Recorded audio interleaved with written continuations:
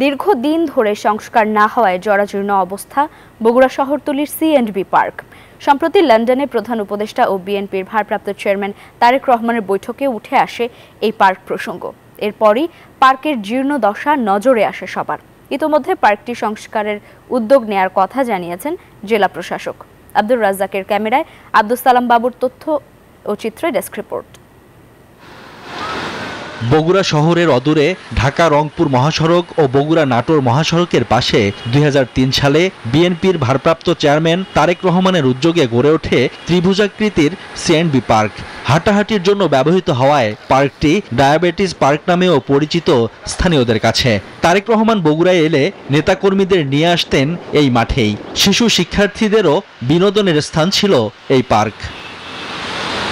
Bundle থাকলে প্রতি সেনমানিতে টাকা বাঁচবে। বিকাশ সেনমানি বান্ডেল কিনে জিতুন প্রতি লেনদেনে। কিন্তু দীর্ঘদিন সংস্কার না হওয়ায় পার্কটির এখন জরাজীর্ণ অবস্থা।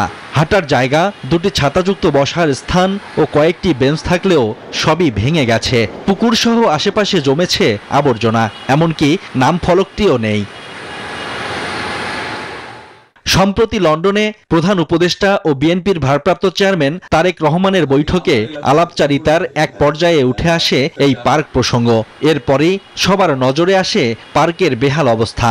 অনেকে হাঁটতে পারে না, বাচ্চারা খেলাধুলা করতে পারে না। এগুলো পার্কটা যদি সুন্দর হতো সাধারণ জনগণের জন্য ভালো হতো। খুব দ্রুত সচল করার জন্য যে যে উদ্যোগগুলো নিতে হবে সেসব উদ্যোগগুলো নিতে পারে। পথচারীরা যেন নিরাপত্তা পায় এই ব্যবস্থাটা করার জন্য আমি মনে করি যে সজাগ দৃষ্টি রাখা উচিত।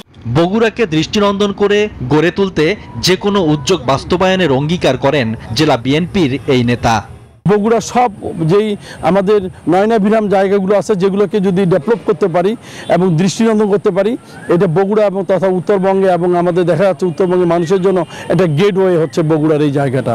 পার্কটি বিনোদন ও হাঁটার উপযোগী করা হবে বলে জানান জেলা প্রশাসকও। রোডসান হাইওয়ের সাথে কথা বলে এবং এটা পার্ক হিসেবে করার জন্য বরাদ্দও লাগবে। এটা আমরা আশা করি কাজ শুরু করলে 6 মাসের মধ্যে সম্ভব। এটি মানুষের বিনোদনের জন্য উপযুক্ত জায়গা হিসেবে গড়ে তোলার জন্য 6 মাসের মধ্যে সম্ভব। প্রায় 7.25 একর আয়তনের পার্কটি দৃষ্টিনন্দন করে গড়ে তুলতে এরই মধ্যে কাজ শুরু করেছে জেলা প্রশাসন ও সড়ক বিভাগ।